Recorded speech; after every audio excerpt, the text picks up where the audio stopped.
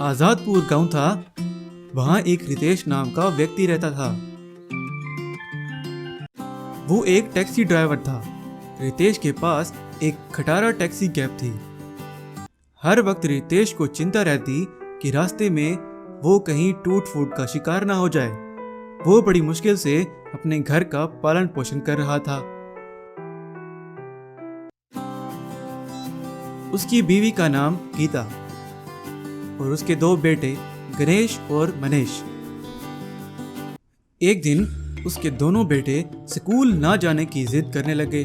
तो रितेश, बेटा गणेश और मनीष, अगर हमारी स्थिति सही होती तो जरूर मैं तुम दोनों के लिए ही सही मैं गाड़ी ले लेता। तो उसका बेटा गणेश, नहीं पापा, हम जब आपकी इस खटारा टैक्सी में जा रहे होते हैं तो सब हम पर हंसते हैं।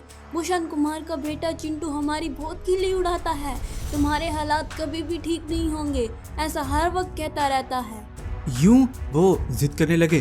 बाद में किसी न किसी तरीके से रितेश गणेश और मनीष को स्कूल छोड़कर चुप करके अपने काम पर चला गया।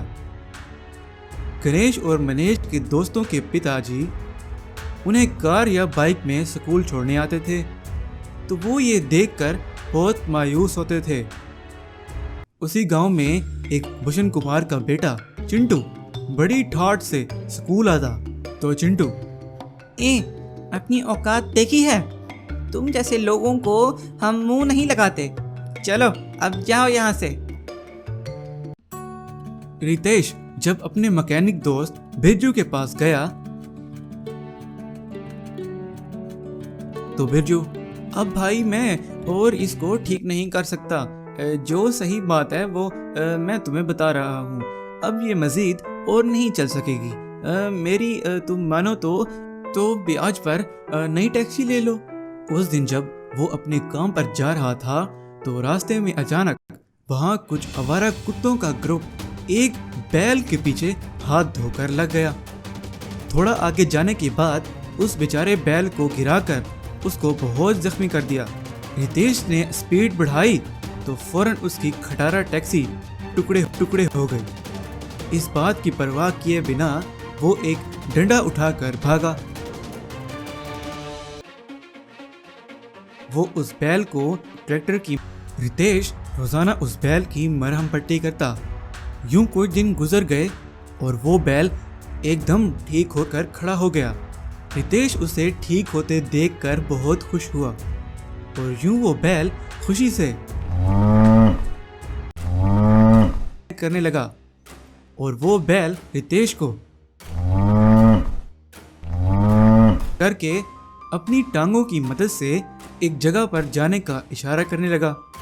लेकिन रितेश समझ नहीं पाया तो उसका बेटा गणेश, पापा, ये बैल कहीं आपको जाने का कह रहा है।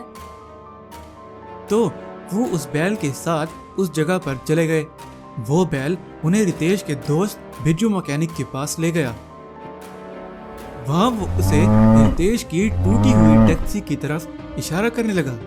फिर रितेश, अरे बिरजू, ये तुम्हारे पास कैसे आई? तो बिरजू बोला, हाँ रितेश, ये मैं तुम्हें बताने ही वाला था। रास्ते में आते समय मैंने नंबर प्लेट देखी तो मैं ट्रक पर इसे ले आया। लेकिन अब ये किसी काम की नहीं है। तुम चाहो तो मैं इसे कबाड़ वाले के पास बेचकर पैसे जो बनेंगे वो तुम्हें दे दूंगा। तो वहीं रोड पर एक बैल गाड़ी वाला गुजर रहा था। तो वहीं बैल करने लगा। रितेश अब समझ गया था कि ये बैल क्या कहना चाह रहा था। तो वहीं उसने अपनी टैक्सी की मरम्मत करवा कर उस बैल के साथ बांधा। बांधते ही वो बैल खुशी से करने लगा। बैल उस टैक्सी को खींचते हुए गांव में लेकर आया तो वहां खड़े सारे बच्चे खुशी से कूदने लगे। अंकल, हमें भी इस पर बैठना है प्लीज। तो बाकी सारे बच्चे भी हमें भी चढ़ना है।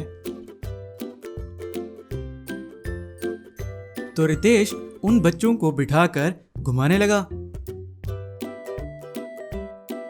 बाद में उन बच्चों के माँ बाप रितेश के पास आकर, रितेश, हमें पता है तुम्हारी आर्थिक स्थिति बिल्कुल ठीक नहीं है। इस बुल कार को देखकर हमारे बच्चे बहुत खुश होते हैं। ये लो, कुछ पैसे रख लो। तो रितेश बोला, बच्चों की इस खुशी को देखकर इसका मोल नहीं लगा सकते। तो वहीं उस चिंटू का पिता, देखो रितेश, तुमने ये काम करके हमारा दिल खुश कर दिया है। लो, मेरी तरफ से ये कुछ पैसे हैं, इससे अपनी नई टैक्सी कैब लो और अपना काम फिर से शुरू करो, लेकिन हमारे बच्चों को घुमाना बंद मत करना। और वहीं सब हंस पड़े। फिर रितेश बड़ी खुशी से नई टैक्सी कैब में अपना काम शुरू किया, लेकिन बच्चों को उसने घुमाना